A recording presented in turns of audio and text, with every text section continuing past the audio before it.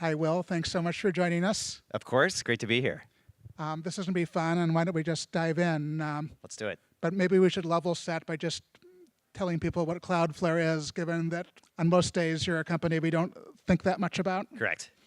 Well, unfortunately, if you all tried to go to any one of a number of websites yesterday, ChatGPT or X, we unfortunately had a major outage. So first of all, I just want to apologize. So if that impacted you, your companies, anyone else, it's unacceptable. It's something we will categorically fix. We have a long postmortem up on our blog. We believe in, being very honest and transparent about what happened. So that was an unfortunate event right before here. But it does sort of show a little bit of sort of who we are and what we do. You can think of us in a couple different ways. One of the core aspects of what we do is we help get your content when it's connected to the internet to its visitor wherever they are in the world as quickly and securely and as efficiently as possible. And that means we work with media companies, we work with AI companies, we work with various tech companies, and center around those aspects to help them sort of build net new applications, to build AI applications. And a lot of the time that I spend at Cloudflare is thinking about sort of the intersection of content creators and content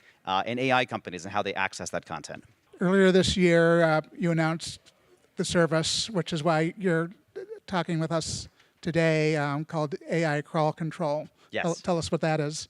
Yeah, when you put your content online, any website that you put it to, it is immediately accessed by thousands to millions of various bots. Some of those are just sort of random bots that you don't think a lot about, but some of those are crawlers from well-known companies. And some of these companies, are OpenAI and Anthropic and Google and Bing and Mistral, et cetera, et cetera. They are out there, they're crawling the internet, sort of ingesting all of the content on the internet to train models. Now, maybe when you put your content online, you are perfectly fine with your content being accessed and used for training or used for inference in every sort of AI model, but maybe not. What we learned and sort of knew from talking to lots of our customers and talking to clients was that many people didn't realize what was happening to their content. They would put it on their website, whether it's you as a small indie artist or you as the largest of large enterprises, and it would be immediately ingested and used for training for every foundation model out there, and you had no clue of what was happening. So we built a product called AI Crawl Control, and the whole idea there is giving you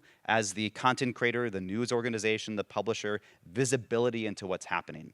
And then you can decide what to do about it. Maybe you like that and you're perfectly okay with your content being trained on. That's great. A lot of people are like that. You can sort of allow those and just see the metrics for what's working and how frequently they're crawling.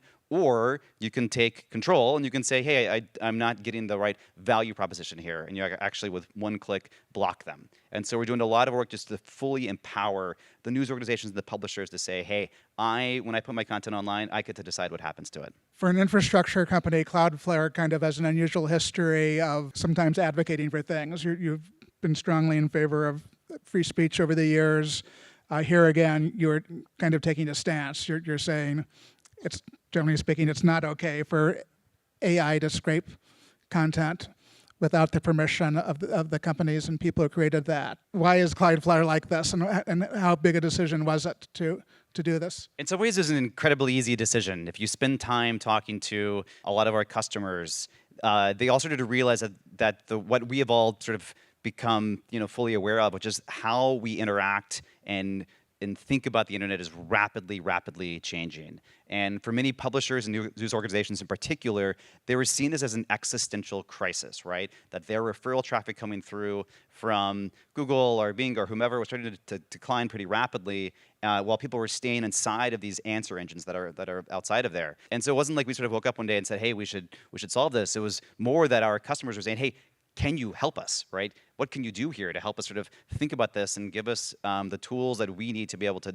take this back into our own hands? And amazing that when you're building products or building companies or building services, amazing things happen when you just actually listen to your customers and listen to what they say. And so for us, it was actually quite straightforward to say that these people are saying our content's being taken, we didn't know about it, and we don't know how to stop it. And we said, that's not okay, right? You should be able to have to ask for permission, and if somebody says they don't want it to be scraped, that's their prerogative.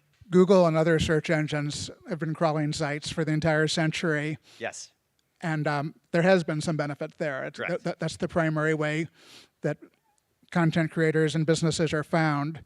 Is AI fundamentally different from search as we've known it? If you think about sort of the unspoken agreements that we've all had with every other search engine in the past was come index my content, see all of my content, and you send me something in return. And usually that something is referral traffic. So of course I want to be found by Google because of course they're going to send people back to my site, to my brand, to my e-commerce shop, or whatever that is. You're going to get referral traffic, and you can either monetize that directly, or it just feeds your ego. That's an incredibly important part about it. Just knowing, having the world know it was you who created something is a really important aspect of creating that sort of attribution. And search engines do that incredibly well by sort of like, the canonical tin blue link saying, it was created by this person, and here's the link, and you sort of go off and find that.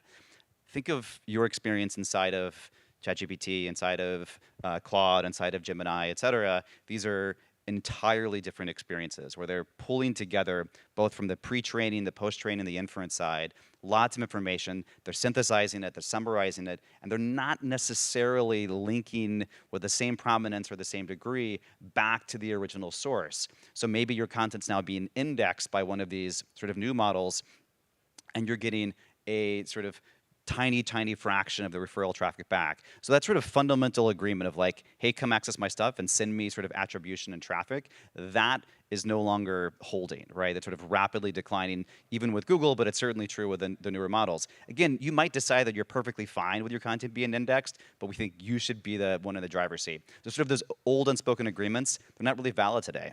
We've seen large media companies, in some cases, do deals with AI companies. We've also seen some of them sue AI companies. Yeah.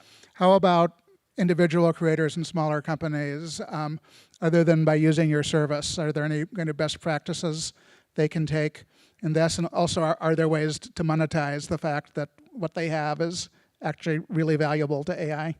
I mean, incredibly valuable. Like, I just think of, and it's valuable for its own right when you create something, but it's certainly valuable in just the entire ecosystem. So I think just not losing sight of that value is one incredibly important aspect of it.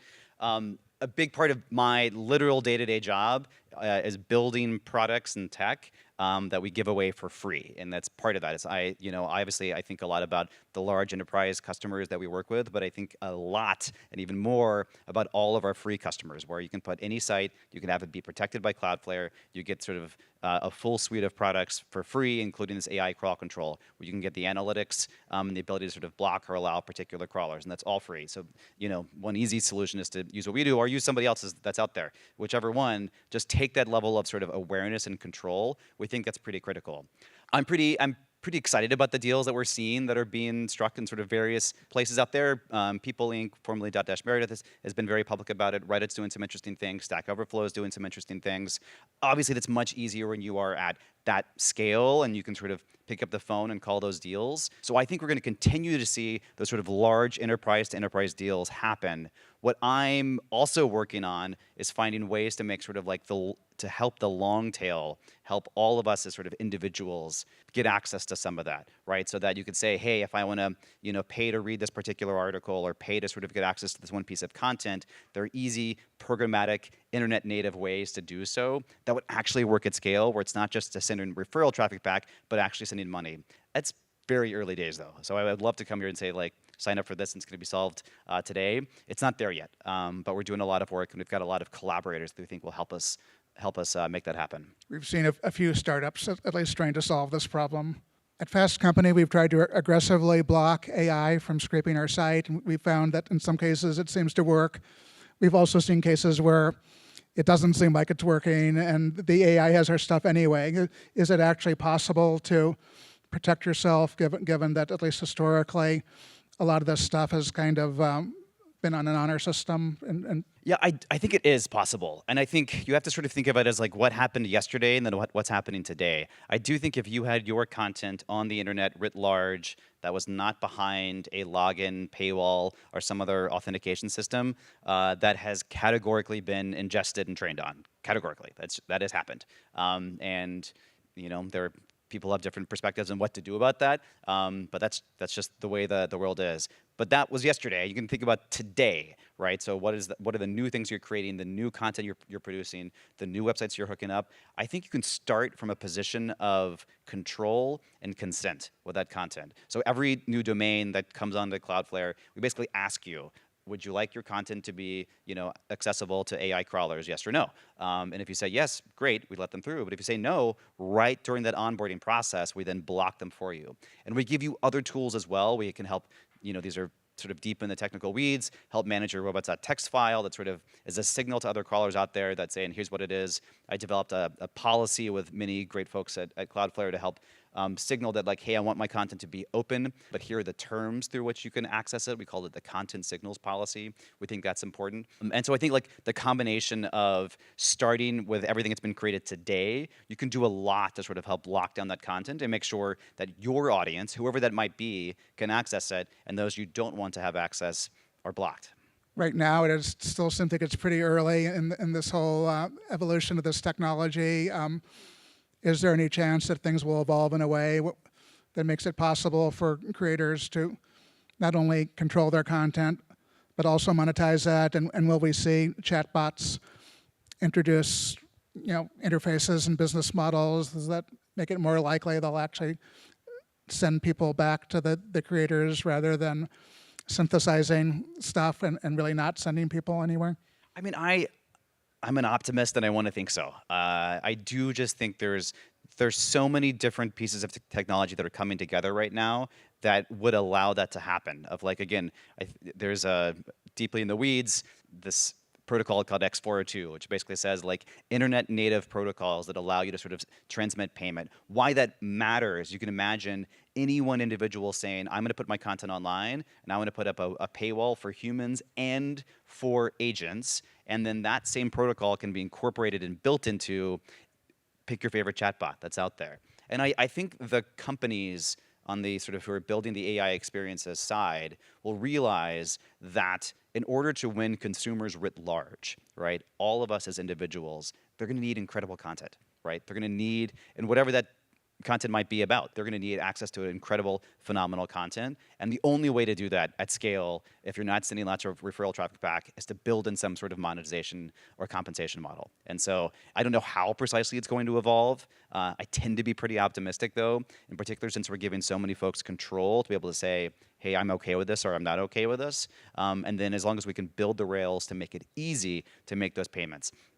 Whatever you think about sort of the evolution of this, there was definitely a world not long ago when we were living in sort of the Napster era of music, where it was just everyone was downloading it illegally all the time. And that world is, actually still exists in dark corners of the internet.